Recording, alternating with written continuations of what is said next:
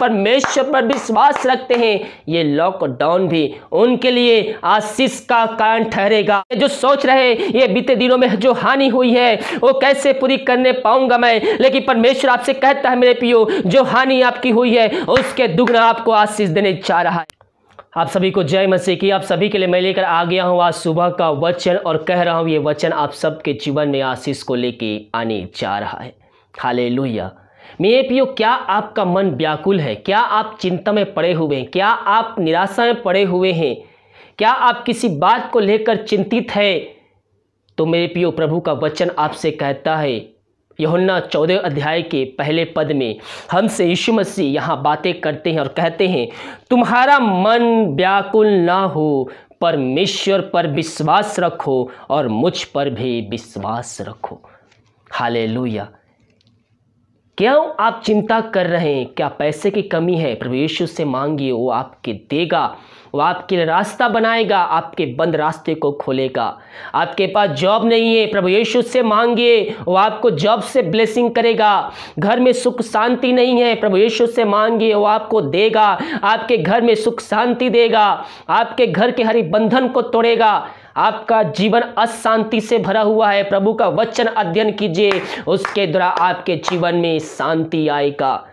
आपका मन व्याकुल हो रहा है तो प्रभु यीशु मसीह कहता है, तुम्हारा मन व्याकुल ना हो, तुम परमेश्वर पर विश्वास रखो और मुझ पर भी विश्वास रखो। हमें प्रभु यीशु मसीह केवल विश्वास रखने के लिए कहता है, परमेश्वर पर भरोसा रखो और मुझ पर भी भरोसा रखो। और जब हम उस पर भरोसा रखते हैं मेरे प्रियो, तो हमारे जीवन से हर एक बंधन टूट जाता है। जो आशीषें रुक गई थी, वो आशीषें हमारे जीवन में दोबारा आना शुरू हो जाती है जब हम उस पर भरोसा रखते हैं। हालेलुया। हम उससे प्रार्थना करने वाले हो जाएं, हम उस पर विश्वास करने वाले हो जाएं, और जब हम उससे प्रार्थना करते हैं, जब हम उस पर विश्वास रखते हैं, जब हम उस पर भरोसा रखते हैं, तो प्रभु हमारे लिए आशीष के दरवाजे को खोलता है और हमारे जीवन में आशीष को उड़ेलता है मेरे प्रियो। हालेलुया। हमारे अंदर एक विश्वास होना चाहिए मेरे प्रियो। जिस तरह राई का दाना छोटा दिखता है, लेकिन उसको अगर आप हाथ से भी तोड़ेंगे तो नहीं टूटेगा। क्यों? क्योंकि वो अंदर से मजबूत होता है। तो हम भी प्रभु यीशु मसीह पर भरोसा रखने वाले हो जाएं, और हमारा विश्वास जो है बाहर से नहीं अंदर से मजबूत होना चाहिए, कि जब हमारे जीवन में दुख तकलीफ आए, समस्याएं, तूफान की लहरों हमारे ऊपर टूट पड़े, तब भी हम उस समय प्रभु पर भरोसा रखने वाले हो जाएं।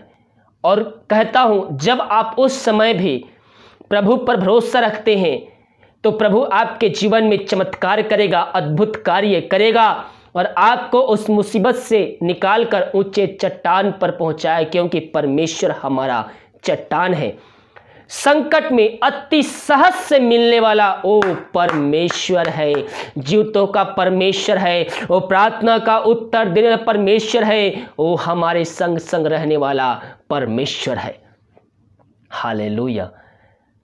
मेरे प्रियो, एक बात आप अपने से सोचिए, जिस परमेश्वर ने अपने एकलौते पुत्र को इस पृथ्वी पर भेजा ताकि इस पृथ्वी को पापों से छुटकारा दे, और वो पुत्र हमसे इतना प्यार करता है कि कलवरी क्रूस के दुख की कथा को सह लिया, और वो हमसे इतना प्यार करता है कि मृत्यु भी उस पर जय प्राप्त नहीं कर सकी।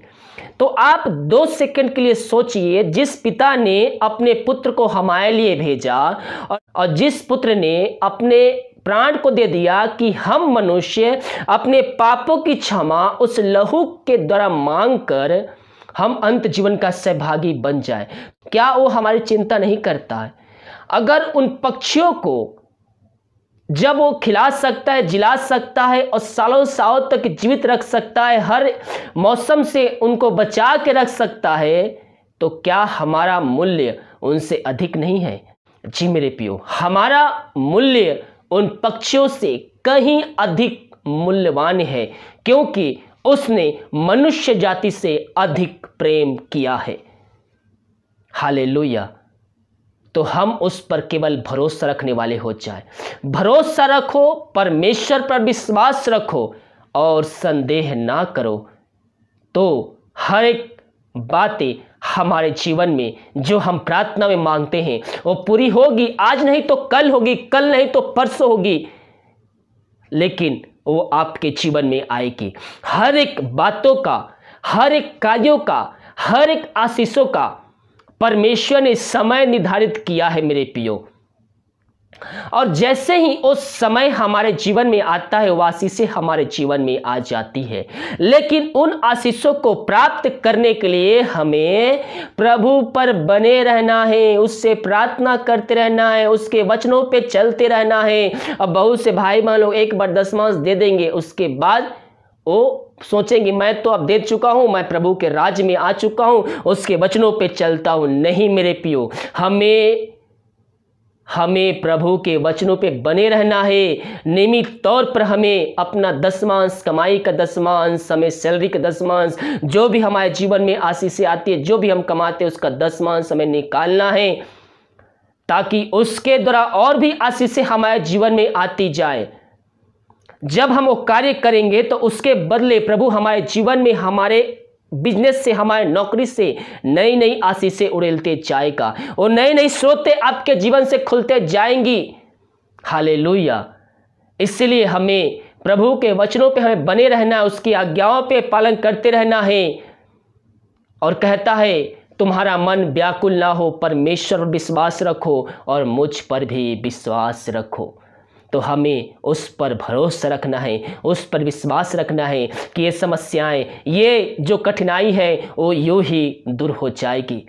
और विश्वास करने वालों के जीवन में एक ये जो शहर है ये बंद है। और बहुत से लोग सोच रहे हैं कि जो भारत देश बंद है, लॉकडाउन चल रही है, इसमें हमारी हानि हो जाएगी, हमारा घाटा हो जाएगा, हमारा नुकसान हो जाएगा। लेकिन जो परमेश्वर पर विश्वास रखते हैं, ये लॉकडाउन भी उनके लिए आशीष का कारण ठहरेगा। जो भी हानि हुई है उनके दोबारा उससे अधिक उनको मिलने जा रहा है, क्योंकि ये लॉकडाउन में वो परमेश्वर की उपस्थिति में बैठते हुए उससे प्रार्थना किए हैं, उसके उपस्थिति को महसूस किए हैं, उसके वचनों को अध्ययन किए हैं। प्रभु ये जो बंद है, ये जो भारत देश बंद है, लॉकडाउन है, ये हानि की नहीं बल्कि आप आशीष के कारण ठहरेगा। विश्वास करोगे तो प्रभु की महिमा को देखोगे। हाँ पिता परमेश्वर, ये जो लॉकडाउन है पिता, ये भारत बंद है पिछले 2 महीनों से पिता परमेश्वर, हम विश्वास करते हैं पिता, ये जो विश्वास कर रहे हैं भाई बहन, ये उनके जीवन में आशीष का कारण ठहरा है खुदावन। ये जो सोच रहे ये बीते दिनों में जो हानि हुई है वो कैसे पूरी करने पाऊंगा मैं, लेकिन परमेश्वर आपसे कहता है मेरे प्रियो, जो हानि आपकी हुई है उसके दुगना आपको आशीष देने जा रहा है। हम विश्वास से प्रार्थना करने वाले हो जाएं। अगर हम ये लॉकडाउन को हम सही तरीके से अगर हम इस्तेमाल किए हैं और इन दिनों में हम प्रभु को उपस्थिति में बैठकर हम उससे प्रार्थना किए हैं, तो आपका हानि आशीष में बदल जाएगा। आपका जो घाटा हुआ था, आपका जो नुकसान हुआ था, वो यीशु मसीह आपके जीवन में डबल आशीष को देने जा रहा है।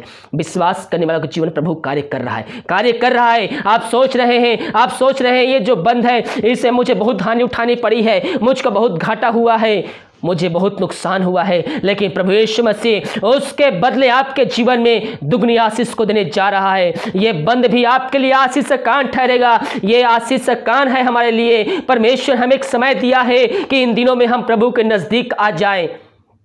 आज ही समय है प्रभु को उपस्थिति में बैठकर उससे प्रार्थना करने वाले हो जाइए। आपकी हानि आशीष में बदल चुकी है।